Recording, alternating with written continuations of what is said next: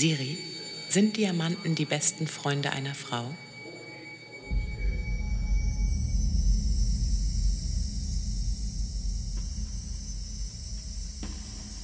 I consider myself as an artist who has a background in photography, so I'm working a lot with already existing imagery, sometimes also making my own photos, but also working with video, moving image and installation.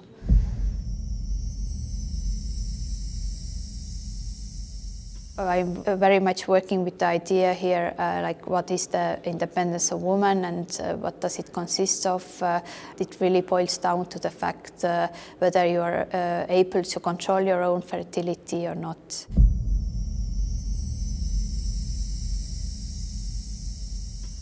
The subjects you are dealing with are somehow coming from some sort of personal place.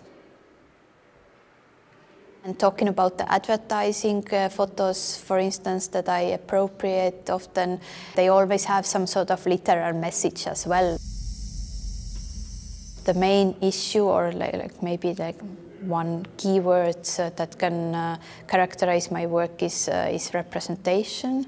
And of course, this representation is always somehow approached from a feminist point of view. Siri, wer besitzt den schönsten Diamanten auf der Welt?